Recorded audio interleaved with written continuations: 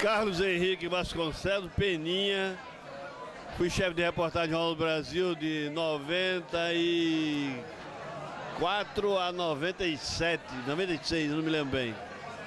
Foi um dos melhores períodos da minha vida. Trabalhei com a equipe toda que era do dia que foi pro JB. Esse pessoal gostou de estar aqui. Como é que era ser chefe de reportagem naquela época? Rapaz, olha, quando a gente vive a experiência, a gente reclama muito. Aliás, é mal de jornalismo. Agora, para mim foi um MBA que eu fiz na vida, onde eu tinha que ser secretário, chefe de reportagem, coordenar os motoristas, os fotógrafos e os repórteres. Eu não tinha secretário, tinha um rádio na minha mesa e 4 telefones, todos tocavam ao mesmo tempo. E a solução era se virar, era fazer ou fazer. Quando estava tudo desse jeito, vinha Rosenthal Calmon Alves e dizia assim: Peninha, preciso de um repórter. Eu já estava, cada um com 2, 3 pautas, não tinha mais como resolver o problema. Matéria recomendada de Dona Leda Nascimento Brito. Eu dizia, tá legal, fazia aquela cara grega, né? Aí eu pegava e me levantava da cadeira, ao mesmo tempo que eu me levantava da cadeira, ato contínuo, todos os repórteres baixavam a cabeça. Parecia um balé, sabe? Era coisa interessante. Aí eu dizia, meu Deus, aquele ali chegou a que horas, o outro chegou a que horas, e caramba, vai todo mundo estourando na hora. Aí eu fazia... Paulo Mussói, por sinal tá aqui, esse rapaz aqui, Paulo Mussói, ele dizia, isso é uma sacanagem, eu nem terminava a frase, ele dizia, isso é uma sacanagem, porque eu fui o primeiro a chegar aqui, e aí, uau, já sei, você quer que eu faça a matéria? É o seguinte, eu dizia sempre, eu não vou mandar você fazer, eu vou pedir. Se meu pedido valer alguma coisa, aí você vê o que é que pode fazer, né? Estou pedindo para você fazer a matéria. Aí ele ficava puto, esculhambava, mas ia. Era um negócio, e depois a gente tomava cerveja de noite, para ouvir as reclamações, mas bem amenas, bem mais amenas, né? Você acabou tendo a oportunidade de trabalhar com grandes repórteres, e você acabou também ajudando a formar esses repórteres. Hoje tem vários conhecidos. Eu me lembro de alguns assim, de forma muito particular. 2 deles eu me lembro bem. Um foi o Renato Ribeiro, que trabalhou na Copa, foi correspondente da Globo na Alemanha, na Copa 2006 mesmo, antes morou na Alemanha 1 ano e meio, e depois na África do Sul. Nos encontramos há pouco agora na Copa de 2010 lá em Joanesburgo, saímos para comer uma pizza e a gente ficou relembrando, hoje numa posição muito, muito interessante. Mas o outro foi o Vladimir Neto, que é filho da Miriam Leitão, com aquele neto que foi assessor do Palocci, esqueci o nome dele agora. A primeira matéria da vida dele foi feita na minha mão, pode dizer. E no jornal O Dia inicialmente e depois no JB. O JB ele se destacou muito bem. Foi um excelente repórter, hoje é um dos repórteres do Jornal da Globo. Você também era conhecido por exigir uma apuração rigorosa. Como é que era essa história? Rapaz, já falaram mal de mim aqui, já tô vendo.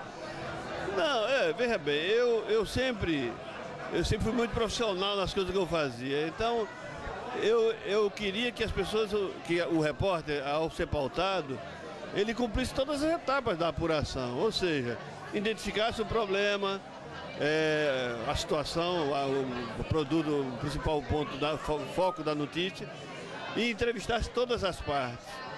E voltasse cedo, porque teria que fechar o jornal. E o problema de horário é um problema recorrente nas redações. Até hoje isso é uma marca. Você vive contra o relógio permanentemente. Então, quando eu percebia que o repórter não teria condições de cumprir aquela exigência toda, eu destacava outro repórter. Aconteceu muitas vezes de um outro repórter meio ficar chateado porque um se considerava dono da matéria Por que tinha outro? Ele não cumpriria, mas mesmo assim ele não queria que tivesse outro. Então você tem que administrar os conflitos, as idiosincrasias. Eu sempre digo até hoje isso. Ninguém é obrigado a gostar de ninguém, mas tem que cumprir a pauta. A outra coisa é o seguinte, você também tem uma ligação com a modernidade. Como é que foi essa antenação sua com o que vinha? Com? O que vinha, com a internet, com as coisas novas, com a fotografia nova? Olha, acho que foi muito natural, muito natural. Eu sou do tempo do telex, eu sou do tempo da máquina de datilografia, mas isso para mim nunca foi o principal. Nem a impressora para mim foi a coisa importante, nem a rotativa foi coisa importante. Eu sempre costumava e costumo dizer, o jornalismo está na cabeça de cada um. Senão a gente contratava uma gráfica para fazer jornal, para fazer jornalista. Eu me lembro que eu tive uma discussão com o Boris Casoy na década de 80, se eu não me engano, na década de 80, 70, 80. O Boris Casoy eu sou de João Pessoa, Paraíba. Lá ele chegou, foi fazer um seminário lá, e ele disse, eu não acredito, olha o que ele falou, eu não acredito em jornalista que não saiba datilografar. Aí na memória eu pedi uma parte, por favor. Então o senhor vai lá na escola de datilografia, naquela época tinha uma profusão dela, e contrata o jornalista que o senhor precisa. Ele ficou meio chateado, mas aí argumentou, contemporizou, e quando acabou ele me chamou e disse assim, quer trabalhar na Folha de São Paulo? Para mim foi a principal revelação, quer dizer, a principal descoberta minha foi numa reclamação, numa reação minha indignada, porque que tinha que trabalhar tinha que saber datilografia. Então é o seguinte, seja com máquina de datilografia, seja com computador, seja da forma que for, o jornalista tem que acompanhar. Eu acompanhei, hoje eu faço televisão. Eu vou lembrar duas coisas. Você sempre prestigiou muito o Luar Lindo e prestigiou também o Fontes. Você tinha muitas histórias com ele. Muita. Fontes foi um cara que eu aprendi muito com Fontes, aprendi muito com o Luar Lindo e gostava de ouvir os causos dele. Uma outra pessoa que está esquecida até agora, eu preciso lembrar, o Milton Amaral. Eu até me arrepio quando eu me lembro dele, que foi um cara espetacular, um cara bom, profissional, dedicado, do Jornal do Brasil. Foi a vida do Jornal do Brasil. Morreu no Jornal do Brasil. E Milton Amaral passava a noite para o Fontes. Fontes chegava de manhã para fazer a pauta. E muitas pautas a gente combinava e deixava já escrita. Então foi uma experiência muito interessante. Eu depois fui trabalhar no Estado, eu fui secretário de comunicação, levei o Fontes para trabalhar comigo, para fazer praticamente a mesma coisa que ele fazia no Jornal do Brasil. Então, ele faleceu na época, eu senti muita falta dele. Luar Lindo era um cara criativo, é um cara criativo, é um cara de uma inteligência impressionante, que a única coisa que eu tinha que fazer era me aproveitar, no bom sentido, da inteligência dele. E foi assim com todos eles. Eu tirava deles o que eles podiam fazer de melhor. Não sabia escrever, então fala o que aconteceu, o que outro escreve. Sabia só escrever, não sabia apurar, um apura e tu escreve. Enfim, essa foi a minha relação com eles dois.